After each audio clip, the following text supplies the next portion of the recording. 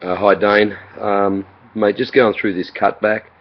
I'm going to go through a few bits and pieces with you, mainly 3 points to talk about, but looking here, initial position for your bottom turn, remembering it's a lot smaller wave, so to be fair to you, I look at this guy here and all I really can see is his backside. Here you've got the same shape but you're a lot taller.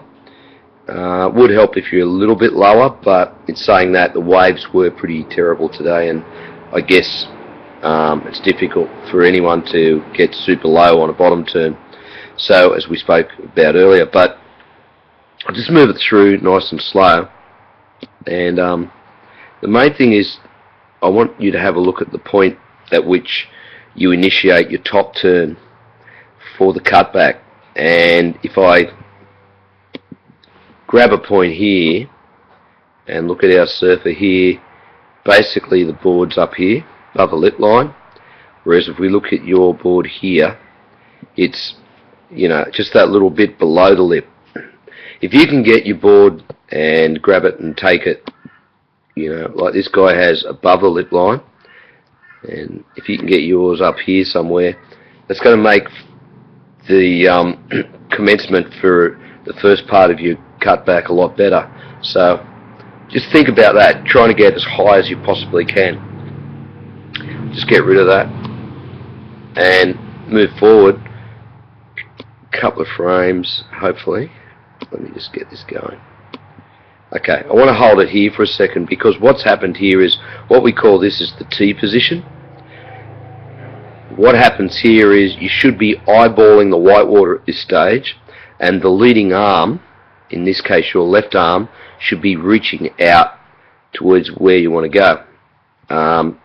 In here, if we look at this guy here, he's basically there, that's his back arm, that's his leading arm here, through here, and yours is there, and then there.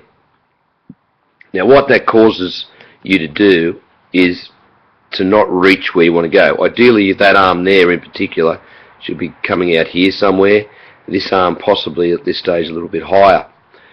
That T position which you get yourself into allows you to eyeball the whitewater here, which is where we want to technically end up hitting high and fairly tight into the whitewater. The deeper you hit the whitewater, the more effective the cutback and the better it is to the naked eye.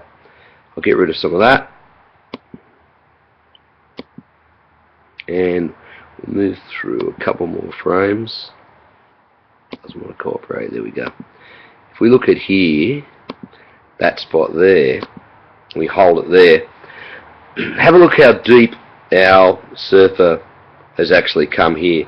So he's actually hit here and wrapped around here, whereas you've only hit in here. So you're going to come out of there. The difference is the amount of whitewater that he's actually gone past or driven past compared to yours, and I think that's a significant difference here that we need to think about and improve on.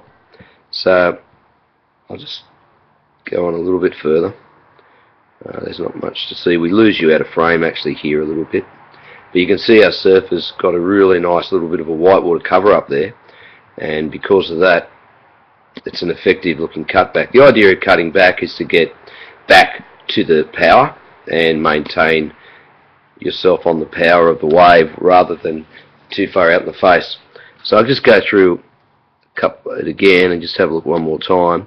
So first thing I want to talk about is hit high as possible. If I take it a few frames further, you can see that where our model is actually hitting the top of the wave, you're still got considerable amount of the wave that you haven't you haven't hit the top by that much. So what we've got to do is try and improve on that. Moving along again a little bit further again, so hit high as possible, and then let's go back to back to the start again.